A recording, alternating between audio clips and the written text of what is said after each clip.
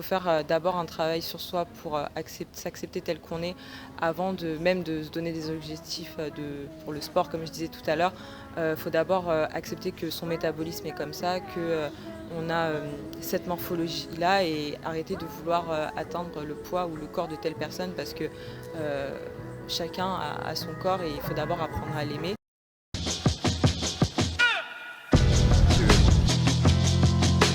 C'est cool d'avoir diversifié. C'est ce qu'on met en avant aussi dans Incrave, changer les normes. C'est jamais. Le but c'est ça aussi, c'est de mettre la nouvelle génération en avant. Peu importe la raison sociale ou quoi que ce soit, on fera une famille géante dans la France. Et c'est tous ensemble qu'on changera la mode. Salut. Salut. Ça va? Très bien, et toi? Ça va super. Tu t'appelles comment? Laura. Tu fais quoi dans la vie, dis-moi? Je suis commerciale acheteuse Ok, dans quel domaine? dans le domaine de la mode et des cosmétiques. Forcément. Est-ce que tu voudrais me parler de cette marque? Pourquoi tu l'as choisie? Pourquoi pas une autre? En fait, j'ai beaucoup aimé le projet, le fait que ce soit deux sœurs, que ce soit vraiment tourné vers les questions sociétales, environnementales d'aujourd'hui, que les filles elles essaient de s'engager à travers leur marque. Et le projet, que ce soit les maillots de bain upcyclés, ça m'a tout de suite plu et surtout j'aime beaucoup leur image de marque, ce qu'elle dégage sur les réseaux sociaux.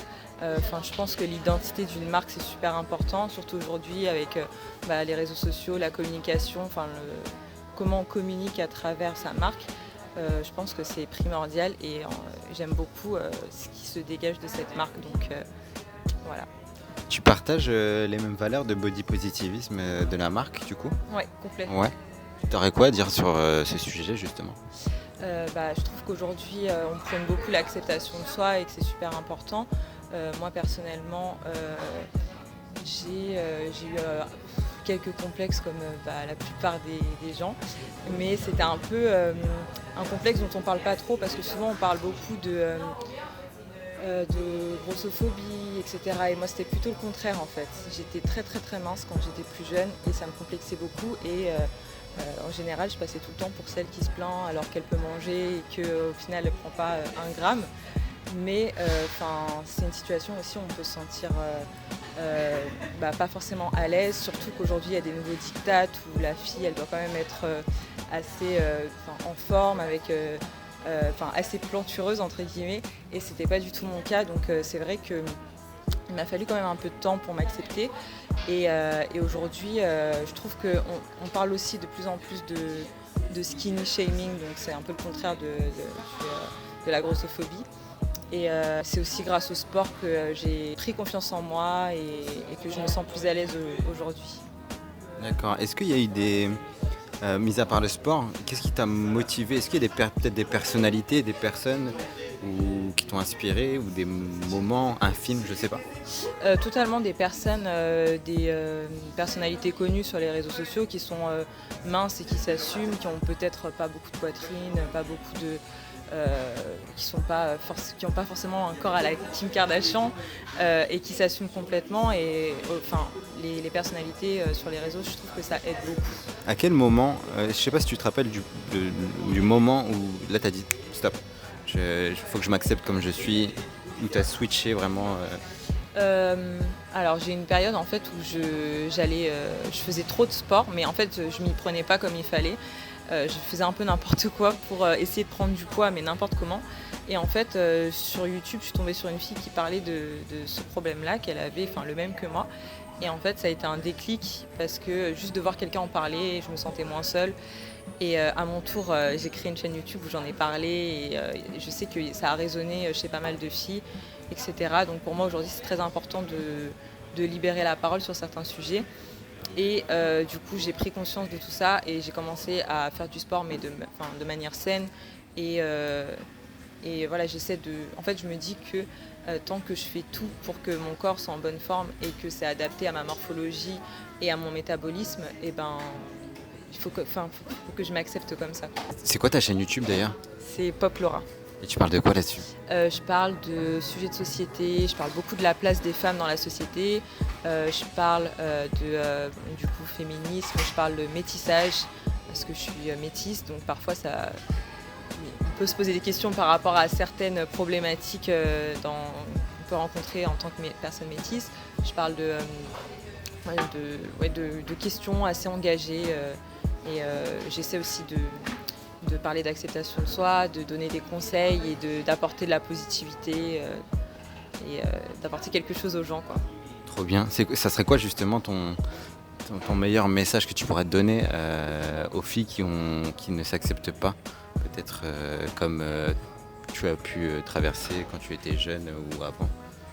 Je pense que c'est très important de ne pas se comparer avec les autres parce que ça n'apporte rien de se comparer à part de la souffrance, qu'il faut faire d'abord un travail sur soi pour s'accepter tel qu'on est avant même de se donner des objectifs pour le sport, comme je disais tout à l'heure. Il faut d'abord accepter que son métabolisme est comme ça, qu'on a cette morphologie-là et arrêter de vouloir atteindre le poids ou le corps de telle personne parce que chacun a son corps et il faut d'abord apprendre à l'aimer. Et je pense que c'est vraiment quand on s'accepte qu'on dégage quelque chose qui fait qu'on va trouver telle personne belle, rayonnante, alors qu'au contraire, quelqu'un qui ne s'accepte pas, ça va ressortir.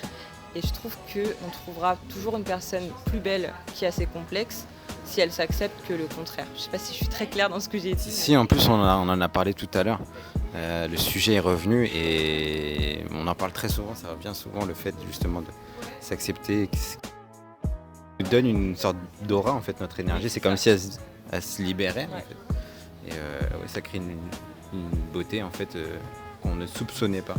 Après ces heures et ces heures d'essayage, tu as choisi une pièce qui t'a plu. Ouais. Est-ce que tu peux nous parler de cette pièce? Pourquoi elle t'a plu?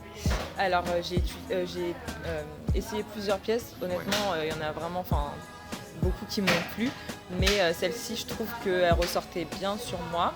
J'aime bien les deux couleurs, le noir, j'aime beaucoup le noir dans ma vie de tous les jours et j'aime beaucoup les couleurs vives aussi et j'aime bien le fait qu'elles aient mixé les deux couleurs.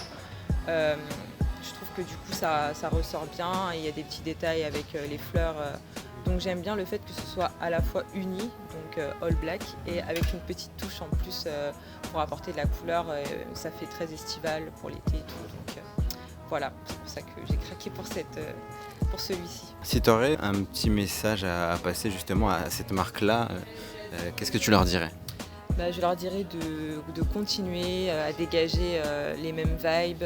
Ça se voit qu'elles sont passionnées par ce qu'elles font et je trouve que c'est le plus important parce que c'est comme ça qu'on a envie de participer à un projet, c'est quand on ressent la passion des gens et je trouve que ça se ressent chez elles et donc je leur dirais de continuer sur cette voie. Et voilà, de croire en leur projet et continuer d'inspirer sur les réseaux sociaux, à travers leurs rencontres, etc. Ok, super. C'était une super rencontre. Merci pour ce moment. Merci. Et je te souhaite bonne continuation et bonne route pour ta chaîne YouTube et tout ce que tu vas entreprendre. Merci, et toi aussi. Salut. J'ai trouvé sur Insta et en fait comme je suis en mode, moi je me suis spécialisée dans tout ce qui est upcycling, sustainable et tout. Et donc c'est exactement ce que j'aime.